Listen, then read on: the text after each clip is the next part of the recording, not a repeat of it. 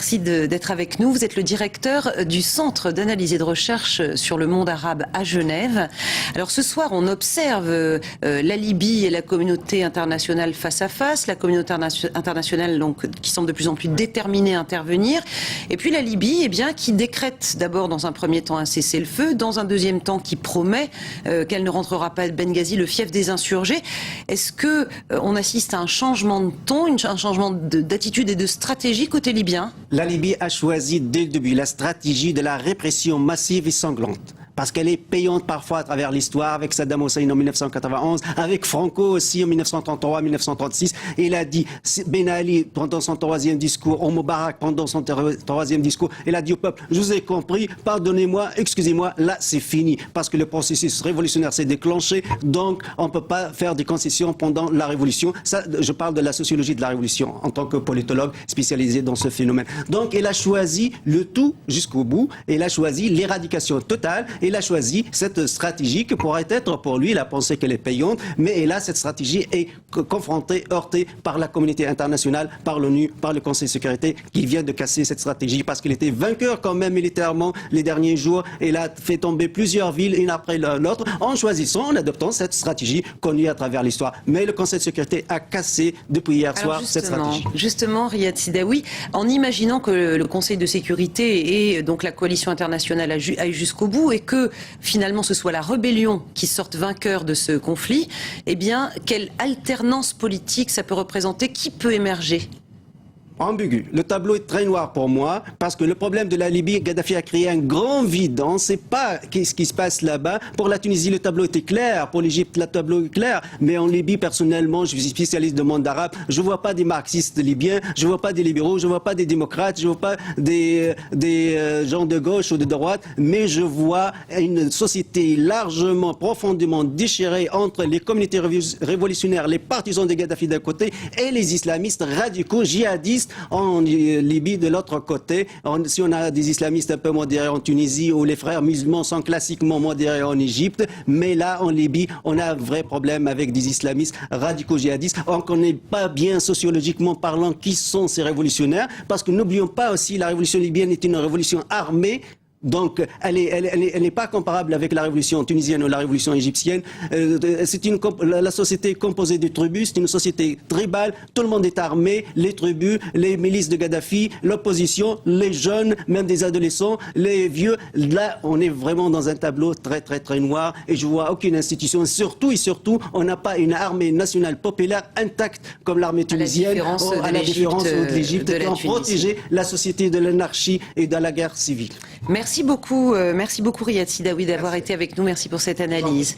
Et toujours à propos du monde arabe, un bain de sang aujourd'hui autour de l'université de Sanaa au Yémen. 41 morts au moins de sources hospitalières et quelques 200 blessés. La police et des snipers en civil ont ouvert le feu sur les manifestants. Le président Saleh refuse toujours de partir, il a même décrété l'état d'urgence.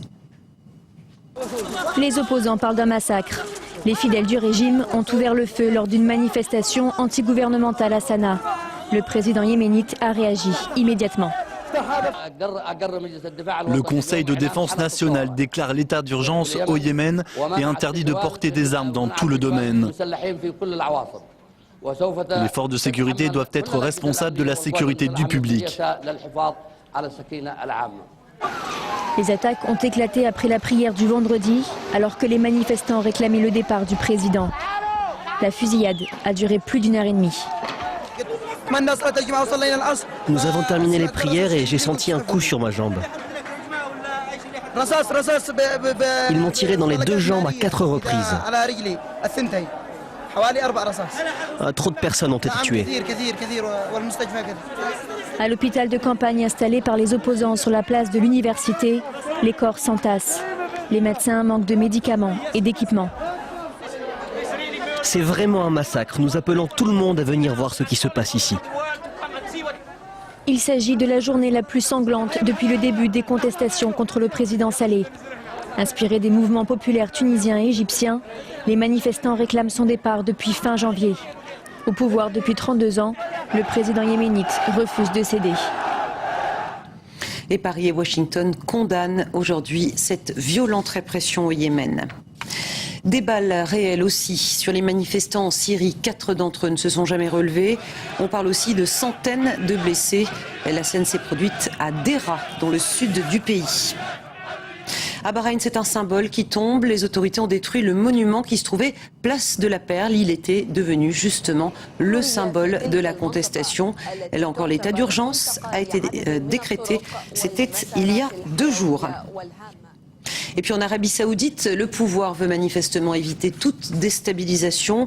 Le roi a débloqué 70 milliards de dollars de mesures sociales, logement, aide aux chômeurs, lutte contre la corruption. Voilà pour la carotte. Le bâton, c'est que la police va recruter 60 000 fonctionnaires de plus. Un espoir de taille à Fukushima. Tokyo Electric Power annonce qu'elle a rétabli le courant sur le site. C'est capital pour refroidir les réacteurs et stopper les émanations nucléaires. Sur le site, justement, les pompiers et les ingénieurs de l'extrême continuent leur course folle contre la montre. Ils sont tous volontaires, prêts à braver les radiations, à sacrifier leur vie pour tenter d'éviter une catastrophe nucléaire. À Tokyo, ces 139 pompiers reçoivent les dernières consignes lors de cette cérémonie solennelle. Ils s'apprêtent à épauler les équipes déjà déployées sur la centrale de Fukushima. Nous nous attendons à beaucoup de difficultés avec la mission qui nous a été fixée. Je pense que c'est vraiment une tâche difficile. La réputation du Japon et la vie de beaucoup de gens sont entre nos mains. Sur le site, ces pompiers mènent un combat acharné pour refroidir le réacteur numéro 3 en surchauffe. Ils ont déversé des tonnes d'eau de mer à l'aide de camions-citernes de l'armée. Il faut à tout prix remplir d'eau la